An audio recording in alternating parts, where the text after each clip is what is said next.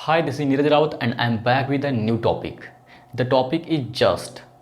So just is used in many context.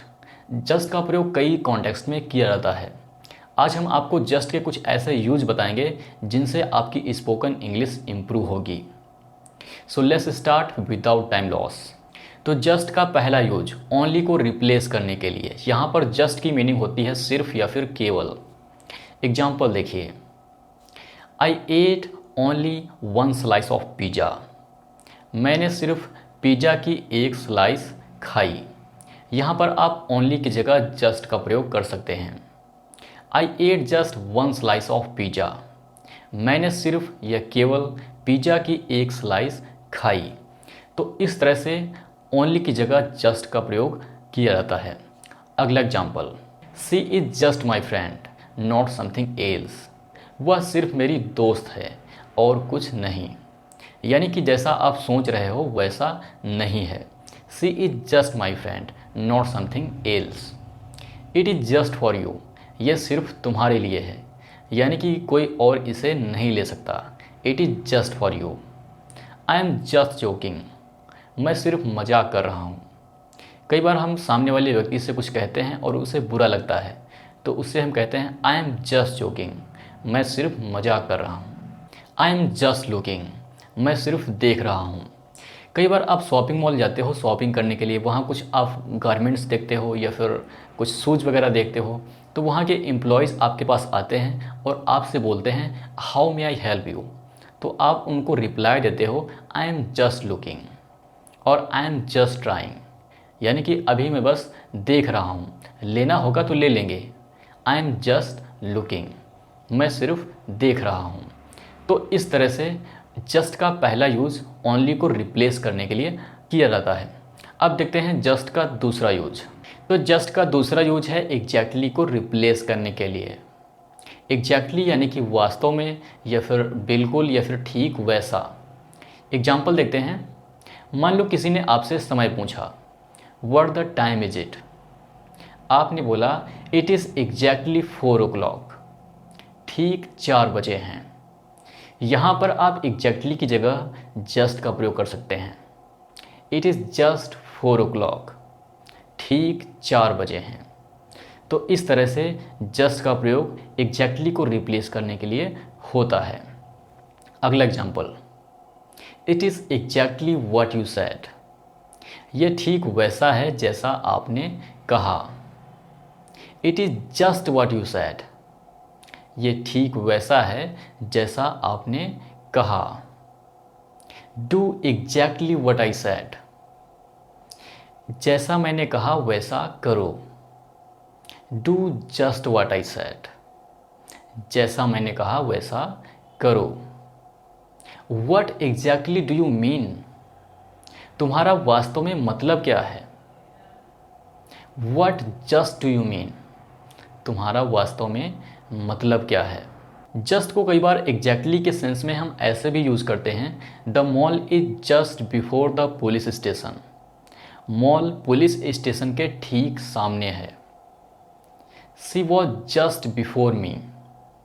वह मेरे ठीक सामने थी. तो इस तरह से जस्ट का प्रयोग एग्जैक्टली के सेंस में किया जाता है. आई होप आपको दूसरा यूज़ समझ में आया होगा.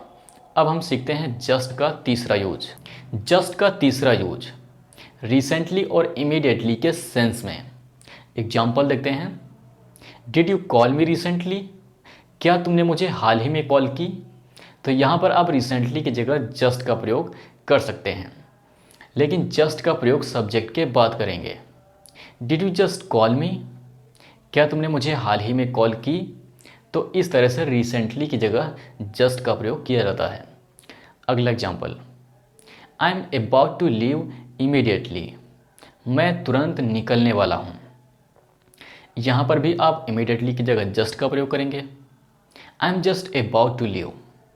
मैं तुरंत निकलने वाला हूँ. या फिर आई एम जस्ट लीविंग. मैं तुरंत निकल रहा हूँ. इस तरह से इन दोनों का प्रयोग किया जाता है. कुछ और एग्जाम्पल देखते हैं. I was just calling you. मान लो आपका फ्रेंड है जो आपके पास आता है तो आप उससे बोलते हैं कि आई वॉज जस्ट कॉलिंग यू, मैं हाल ही में तुम्हें कॉल कर रहा था।